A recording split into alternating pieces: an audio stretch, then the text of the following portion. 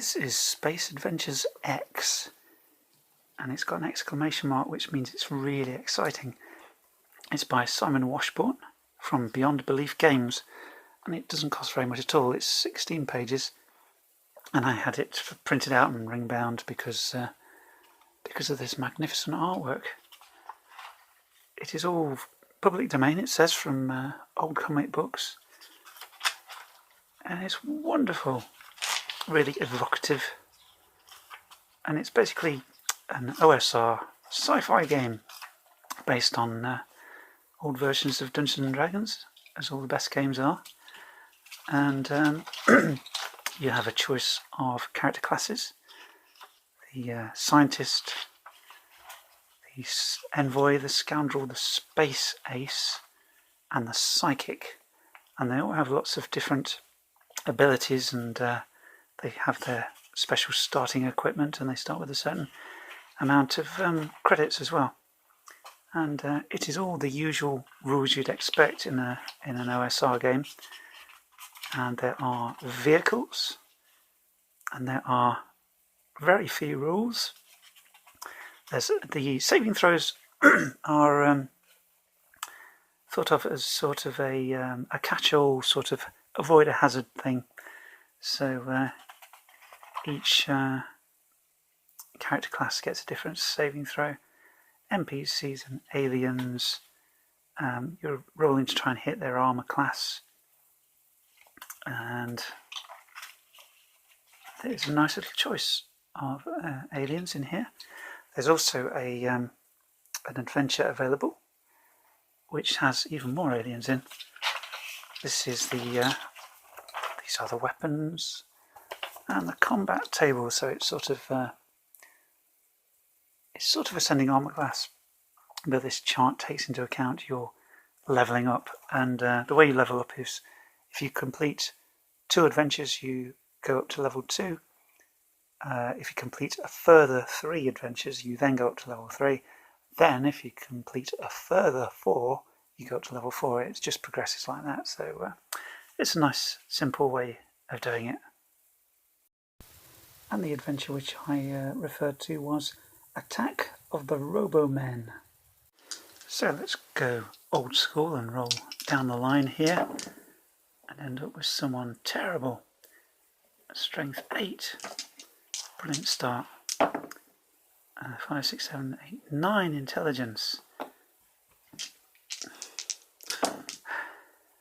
9, 10, 11, 12 wisdom. You could always switch these around. 9, 10, 11.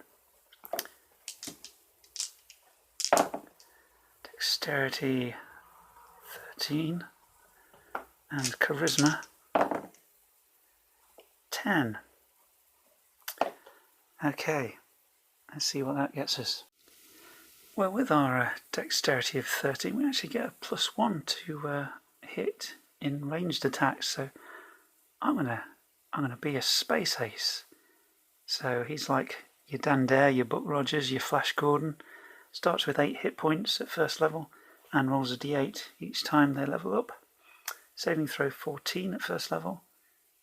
Basic to hit bonus is +1 at second level, so we don't get a +1 for a general combat yet, but we still get our +1 to ranged attacks.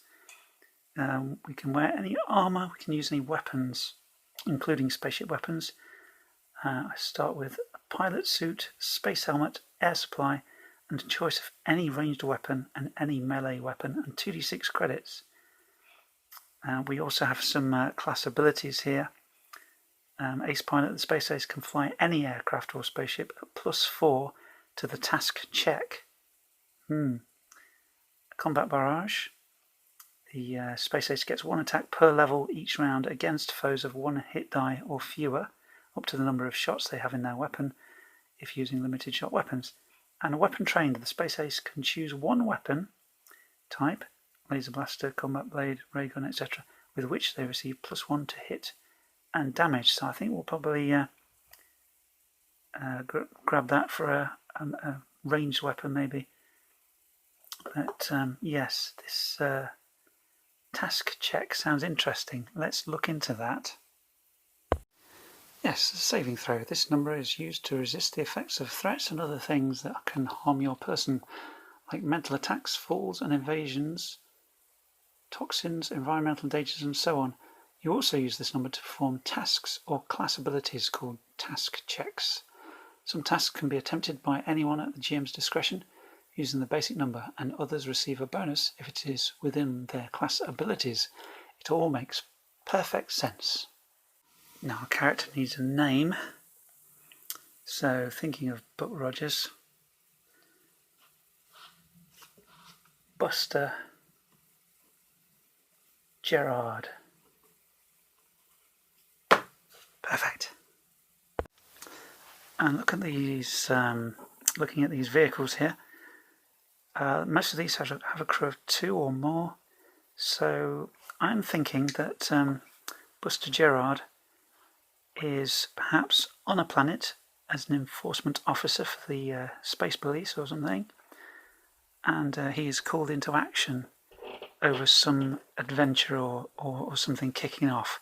So I'm going to use the original story cubes because it's sci-fi and I don't mind it getting a little crazy. So let's see what happens. I've even got an alien already. This is quite interesting. We've got the aliens. They could have a hive mind, and that hive mind has been disturbed because they are all unhappy. Their emotions are being controlled in some way or affected in some way, and therefore all of them are suffering from some kind of psychic malady which is making them unhappy. I like the idea of them living in some mountains, like they've burrowed into some mountains and created a city there. We've got to fly out there and try to figure out what's happened. We suspect a sinister force is at work, so we need to look into that. So if we look at those pictures there, these aliens, they seem to be insectoid. Perhaps they have limited flight, and they could have one large eye. So, okay.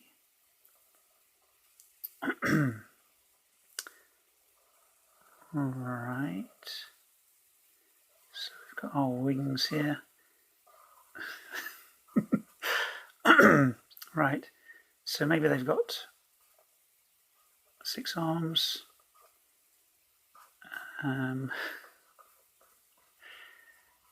It doesn't have to be 6 arms. There we go. We've got some of the legs here. Obviously, being part of a hive mind, they would have to have antennae. Perhaps instead of stripes like a bee, they have spots. Colourful spots, there we go. They don't have to have 6 arms, they can have 2 and 2 legs. Yep, those are our aliens. And what could they be called? The I want to say Jatacrakes. Yep.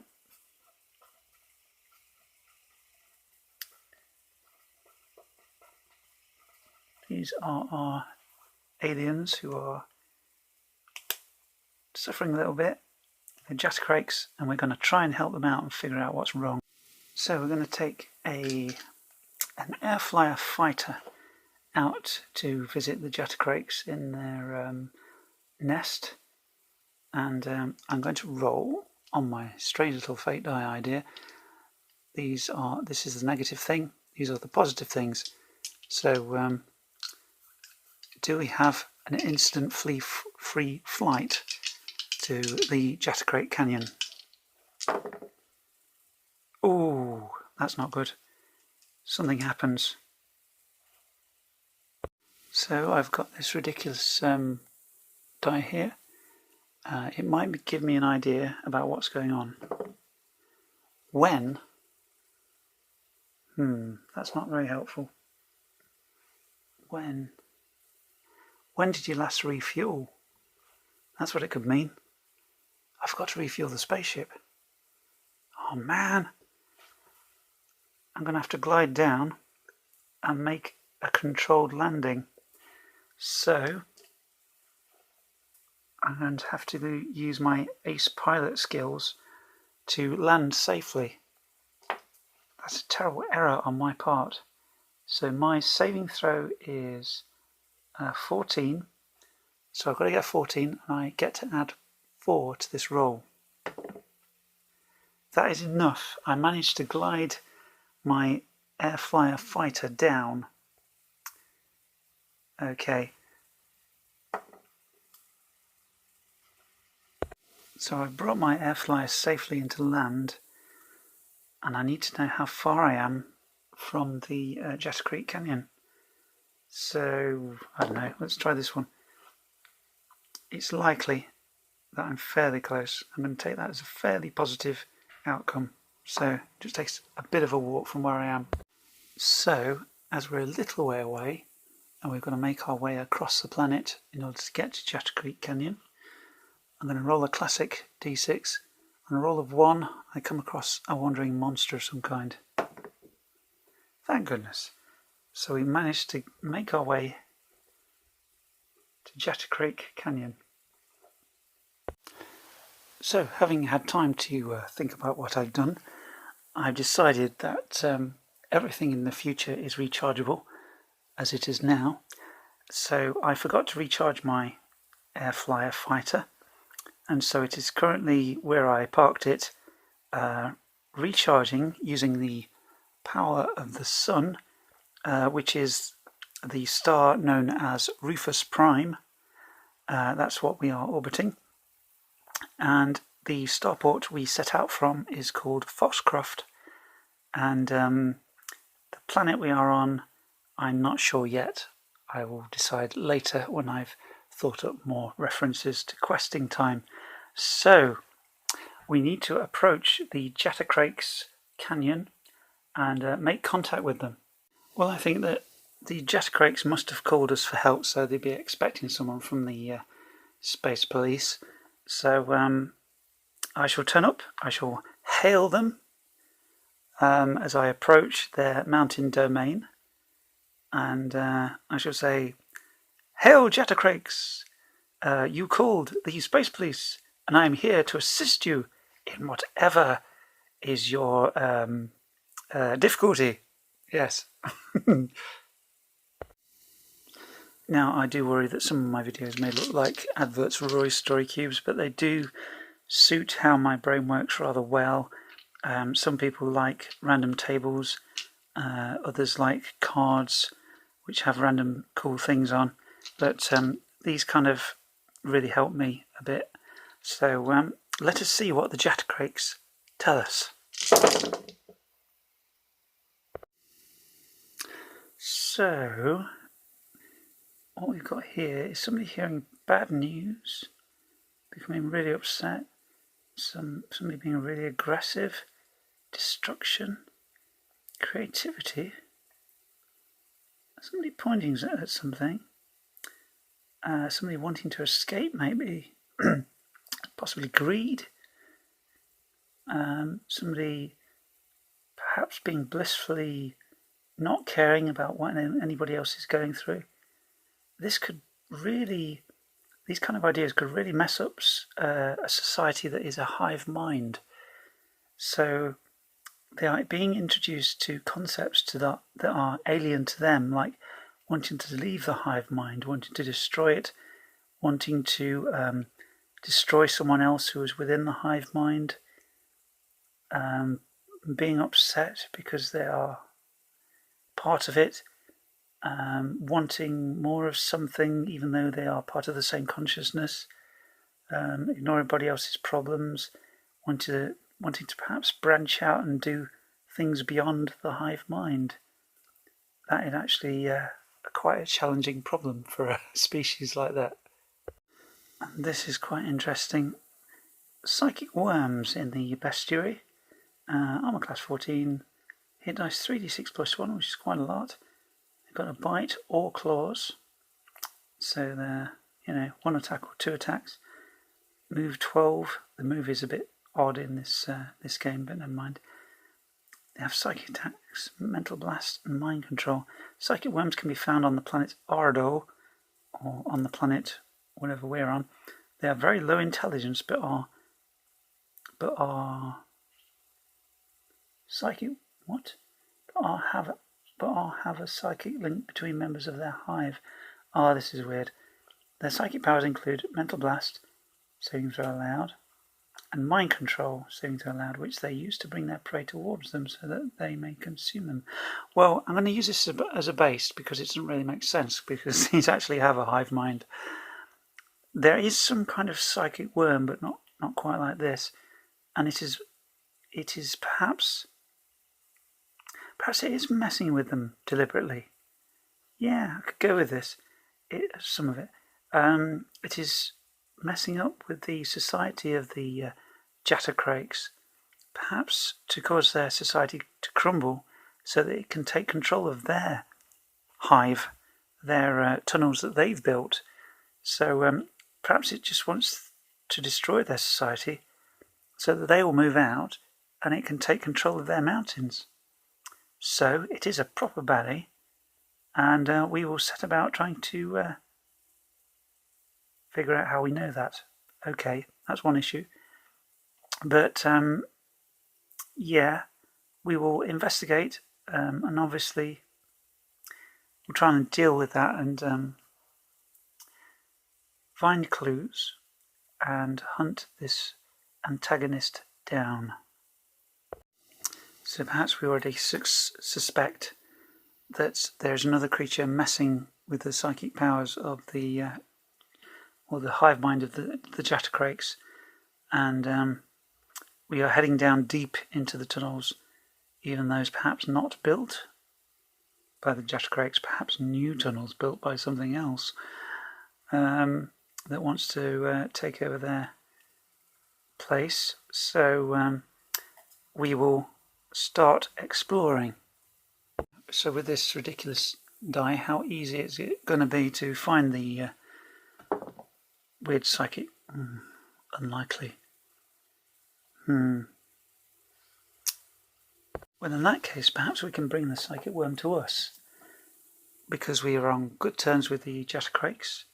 Perhaps we can get them to use the power of their hive mind to focus on one thing, to bring the psychic worm out of its tunnels. So a bit like when you put potassium permanganate on a metre of earth to bring out earthworms, if you're cruel in the 80s and at school, because that's what the teachers told you to do. We could do a psychic version of that using the hive mind to get everybody, all of them together, to focus on the idea of bringing out the psychic worm, perhaps suggesting the idea, yeah, let's go, we've gone, yeah, let's get out of here, we hate this place, let's go somewhere else. So all of the Jattercrakes are thinking that, because I've asked them to, and the psychic worm who's creating this trouble will pick up on that and start heading towards the Jattercrakes' tunnels, so we can perhaps confront it. So as the psychic worm approaches, I'm going to try and hide from it and then launch a surprise attack.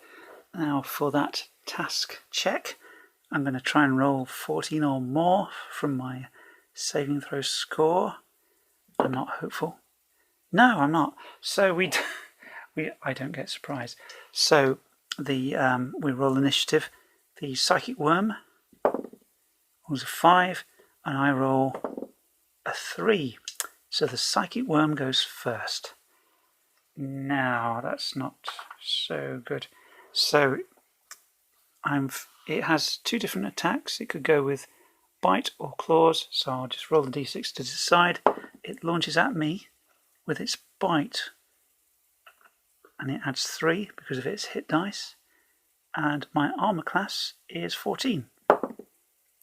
That's fine. So it attacks me with its single bite and misses. It gnashes at me with its mandibles, and I managed to dodge out of the way. Now, I prepared my laser pistol to blast at it as it approached me, but it snuck up on me, and so I wasn't able to do that, so I'm going to attack with my combat blade. I have not actually decided what my weapon bonus is going to be, and I will add it to my combat blade, actually, because I had forgotten to do that. Ha! Right, so with a melee weapon, I just get that plus 1. I don't get that plus 1, because that's for ranged attacks. So I am trying to hit its armor class of 14. That is just 14. So with my combat blade, I do 7 points of damage. That's not bad at all. Wow, we absolutely give that a right telling off in violence terms. So now it is the psychic worm's turn to retaliate. Time for the worm to turn. Adding 3 to hit my armor class of 14. And that is just enough. The swine. I need to check what attack it is. It is 2 attacks, actually. It's hit me with 1. And it's not hit me with the other one, so it does 1d6 damage to me. 6 damage. Oh wow, I'm down to 2 hit points. That's really worrying. Okay. I may get killed. So, I need to hit its armor class of 14, and I'm adding 1.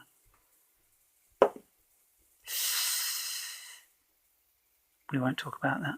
So, the worm returns its attack. It does 1 bite, and it adds plus 3. Oh, bother. There we go.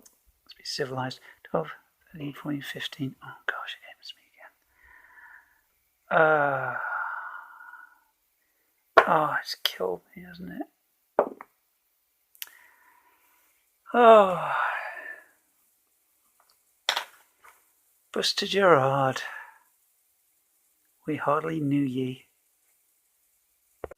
Well, as Buster Gerard died at the sharp mandibles of the psychic worm, he did so in the knowledge that the Jattercrakes had been made aware of who was attacking them psychically and trying to get them out of their home. So they were then able to launch their own attack against the psychic worm and drive it away, or destroy it, hopefully. And they were able to continue their happy community without interference, and they lived happily ever after. But Buster Gerard did not. He died as a hero as he had lived at the drooling mandibles of a psychic worm. Tough times. At level 1 in the OSR, there are often difficult and trying times, but this was really rather fun little game. Thank you very much for watching. I've finally done what I hope I am happy with as a sci-fi adventure. See you soon.